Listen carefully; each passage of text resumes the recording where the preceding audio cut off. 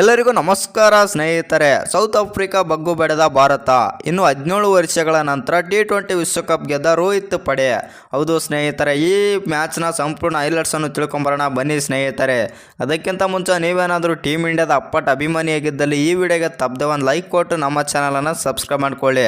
ಇನ್ನು chokers versus chokers ಅಂತಲೇ ಬಿಂಬಿಸಲಾಗಿದ್ದ T20 ವಿಶ್ವಕಪ್ ಫೈನಲಲ್ಲಿ ಇನ್ನು 13 ವರ್ಷಗಳ ಬಳಿಕ ಟೀಮ್ ಇಂಡಿಯಾ ICC ವಿಶ್ವಕಪ್ಗೆ ಮುತ್ತಿಟ್ಟಿದೆ. ಸೌತ್ ಆಫ್ರಿಕಾ ವಿರುದ್ಧ ಗೆಲ್ಲುವ ಮೂಲಕ ಟೀಮ್ ಇಂಡಿಯಾ ಮತ್ತೆ ಚಾಂಪಿಯನ್ ಆಗಿದೆ.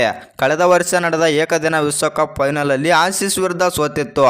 ಆದರೆ ಇದೀಗ T20 ವಿಶ್ವಕಪ್ ಗೆಲ್ಲುವ ಮೂಲಕ ಮತ್ತೆ ಚಾಂಪಿಯನ್ ಆಗಿದೆ. ಇದೀಗ ರಣರೋಚಕ ಪಂದ್ಯದಲ್ಲಿ ಟೀಮ್ ಇಂಡಿಯಾ ಬೌಲರ್ಸ್ ಅದ್ಭುತ ಪ್ರದರ್ಶನ ನೀಡುವ ಮೂಲಕ ಅಸಲಿ ಚಾಂಪಿಯನ್ ಯಾರು ಅನ್ನೋದನ್ನು ತೋರಿಸಿಕೊಟ್ಟಿದ್ದಾರೆ. ಹೌದು ಸ್ನೇಹಿತರೆ, ಮೊದಲು ಬ್ಯಾಟ್ ಮಾಡಿ ಬಂದ ಟೀಮ್ ಇಂಡಿಯಾಗೆ ಆರಂಭಿಕ ಆಘಾತ ಎದುರಾಯಿತು. ನಾಯಕ ರೋಹಿತ್ ಶರ್ಮಾ 9 ರನ್ ಗಳಿಸಿ ಔಟ್ ಆದರು ಮತ್ತು ಇನ್ನು ಪಂತ್ ಕೂಡ ಡಕ್ಔಟ್ ಆದರು. ಇನ್ನು ಮಿಸ್ಟರ್ T20 ಎಂದೇ ಖ್ಯಾತಿ ಪಡೆದಿರುವ ಸೂರ್ಯಕುಮಾರ್ ಕೈ ಕೊಟ್ಟರು. ಆದರೆ ಇಲ್ಲಿಯವರೆಗೆ ಫೇಲ್ಯೂರ್ ಆಗಿದ್ದ ವಿರಾಟ್ ಕೊಹ್ಲಿ ಈ ಪಂದ್ಯದಲ್ಲಿ ಕೊಂಚ ಮಟ್ಟಿಗೆ ಫಾರ್ಮ್ಗೆ ಮರಳಿದ್ರು. ವಿಕೆಟ್ ಕಳೆದುಕೊಂಡು ಸಂಕಷ್ಟದಲ್ಲಿದ್ದ ಟೀಮ್ ಇಂಡಿಯಾಗೆ ಕೊಹ್ಲಿ ಅರ್ಧ ಶತಕ ಬಾರಿಸುವ ಮೂಲಕ ಆಸರೆಯಾದರು.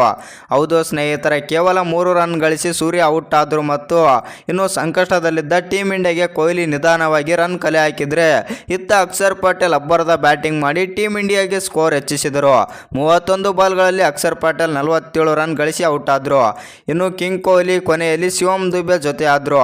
59 ಬಾಲ್ಗಳಲ್ಲಿ 76 ರನ್ ಗಳಿಸಿ ಕೊಹ್ಲಿ ಕೂಡ ಔಟ್ ಆದರು. ಇನ್ನು ಶಿವಮ್ ದುಬೆ 15 ಬಾಲ್ಗಳಲ್ಲಿ 27 ರನ್ ಗಳಿಸಿ ಔಟ್ ಆದರು ಮತ್ತು ರೋಹಿತ್ ಶರ್ಮಾ ಅವರನ್ನು ಈ ಹಿಂದೆ ವಿರಾಟ್ ಫಾರ್ಮ್ ಬಗ್ಗೆ ಪ್ರಶ್ನೆ ಕೇಳಲಾಯಿತು. ಇದಕ್ಕೆ ಉತ್ತರ ಕೊಟ್ಟ ರೋಹಿತ್ ಶರ್ಮಾ ಕೊಹ್ಲಿ ಫೈನಲಲ್ಲಿ ಚೆನ್ನಾಗಿ ಆಡ್ತಾರೆ ಎಂದು ಹೇಳಿದ್ರು. ಅದರಂತೆ ಫೈನಲಲ್ಲಿ ಇದೀಗ ಕಿಂಗ್ ಕೊಹ್ಲಿ ಅಬ್ಬರಿಸಿ ಬಬ್ಬೆರೆದಿದ್ದಾರೆ. ಇನ್ನು ಈ ಪಂದ್ಯಕ್ಕೆ ಮೇನ್ ಪ್ಲಸ್ ಪಾಯಿಂಟ್ ಯಾವುದಪ್ಪ ಅಂತಂದರೆ ಅದು ಹಾರ್ದಿಕ್ ಪಾಂಡ್ಯ ಹಾಕಿದಂಥ ಬೌಲಿಂಗ್. ಹೌದು ಸ್ನೇಹಿತರೆ, ಕ್ಲಾಸನ್ನು ಔಟ್ ಮಾಡಿದಂಥ ಹಾರ್ದಿಕ್ ಪಾಂಡ್ಯ ಅಲ್ಲಿಂದ ಮ್ಯಾಚ್ ಚೇಂಜ್ ಆಯ್ತು ಅಂತಲೇ ಹೇಳಬೇಕು. ಕೊನೆಯದಾಗಿ ನಮ್ಮ ಭಾರತ ತಂಡ ಇದೀಗ T20 ವಿಶ್ವಕಪ್ ಆದರೆ ಗೆದ್ದಿದೆ.